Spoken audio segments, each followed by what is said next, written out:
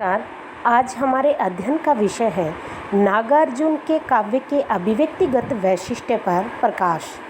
अभिव्यक्तिगत वैशिष्ट्य, अनुभूति पक्ष का संबंध यदि काव्य की आत्मा से है तो अभिव्यक्ति पक्ष का संबंध काव्य के शरीर से है।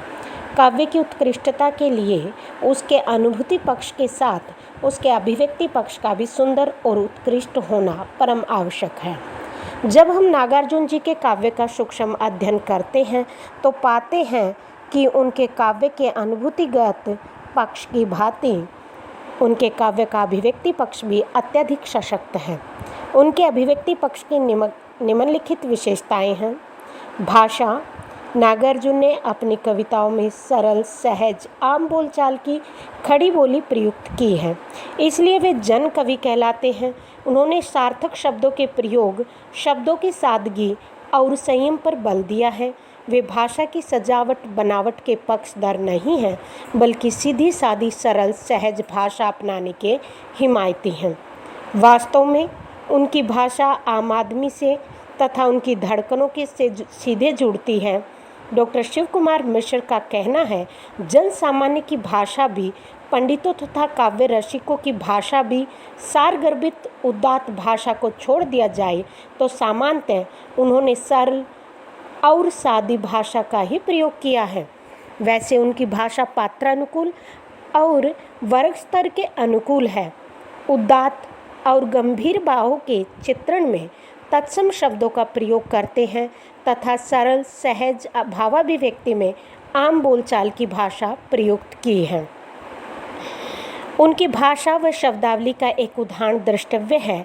शिशु सुलभ सहज मुस्कान लिए, शायद तुम हम पर हंसते हो, छोड़ो इस दिल में क्या क्या है नाहक की अंदर धंसते हो। काव्य गुण, काव्यशास्त्र में काव्य के 3 गुण क्रम से प्रसाद, ओज, माधुर्य बताए गए हैं। प्रसाद गुण सामान्य विषयों में सरलता व सहजता लाने के लिए, माधुर्य गुण प्रेम, भक्ति, वात्सल्य आदि रसों में मिठाई लाने तथा ओज गुण वीर, भयानक तथा रौद्र रसों में कठोरता का समावेश करने के लिए प्रयुक्त होता है। नागार्जुन के काव्य में अधिकांश स्थलों पर प्रसाद गुण का अधिक प्रयोग हुआ है।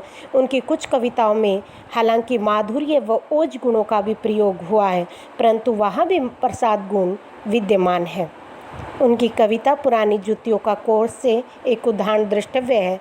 पार कर गया मेरा साथी पद यात्रा की मंजिल, जीवन दान किया हमने आसान हो गई मुश्किल। अलंकार, नागार्जुन जी को अलंकारों का मोह नहीं है। यही कारण है कि उनके काव्य में अलंकारों की अधिकता नहीं है, परंतु बावजूद उसके उनकी कविता पूरी तरह अलंकार विहीन भी नहीं है। बिंब का अर्थ है चित्र। आधुनिक काल में अभिव्यक्तिगत पक्ष के अंतर्गत बिंब विधान को बड़ा महत्व दिया जाता है। नागार्जुन जी के अभिव्यक्तिगत पक्ष के अंतर्गत भी बिंब विधान का बड़ा महत्व है। नागार्जुन ने अपने काव्य में ऐन्द्रिक, अनुभूति परक व अभिव्यंजना परक बिंबों का मुक्त हस्त प्रयोग किया है। आधुनिक काल की कविता में छंदों को कविता का बंधन बताते हुए मुक्त छंद का जो प्रचलन बढ़ा, उसके प्रभाव से नागार्जुन जी भी नहीं बच पाए। हालांकि उनकी कुछ कविताएं जैसे अकाल और उसके बाद बादल को घिरते देखा है आदि छंदबद्ध भी हैं, परंतु उनकी भी अधिकांश कविताएं अपने समकालीन कवियों की भांति छंद मुक्त ही हैं। जहां उन्होंने छंद का प्रयोग किया है वहाँ भी उनकी अपनी मर्जी है।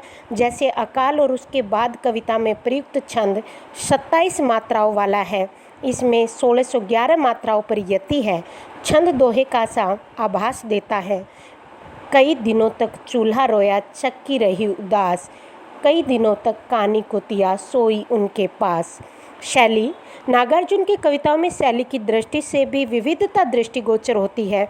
उनकी कविताओं में पद शैली, आत्मकथात्मक या स्वगत शैली, उद्बोधनात्मक शैली, नाटकीय शैली, सुक्त्यात्मक शैली, वर्णनात्मक, व्यंग्यात्मक, विचारात्मक, आवृत्ति और प्रश्न शैली प्रयोग हुई है। आत्मकथात्मक शैली का एक उदाहरण द्रष्टव्य है। बाल डांस में हम उनसे टकराए, कॉकटेल में घुल मिलकर मुस्काए, चले गए ऑस्ट्रिया, युवक उत्सव में विश्व शांति का सौरभ ढोलाए। इसी प्रकार नेवला, चंदना व फिर भी उठी, विजय के वंशधर आदि रचनाओं में भी वर्णनात्मक शैली का ही प्रयोग हुआ है। उन्होंने मंत्र शैली में भी कविताएं लिखी हैं। पहेलिया में पहेली शैली प्रयुक्त हुई है। वैसे नागार्जुन की व्यंग्य शैली अधिक प्रभावशाली है, क्योंकि इसमें पाखंडियों, ढोंगियों और अवसरवादी नेताओं पर कटु कटाक्ष किए हैं। निष्कर्ष रूप में ये कहना समीचीन प्रतीत होता है कि नागार्जुन जी के काव्य का अभिव्यक्तिगत पक्ष काफ़ी सशक्त है। उन्होंने अपनी अभिव्यक्ति को उच्च कोटि का बनाने के लिए सरल भाषा, सहज शब्दावली, प्रसाद गुण, अनायास अलंकार, योजना, उत्कृष्ट बिंब प्रयोग, छंद के बंधन से मुक्ति तथा अवसरानुकूल शैली का प्रयोग किया है। धन्यवाद।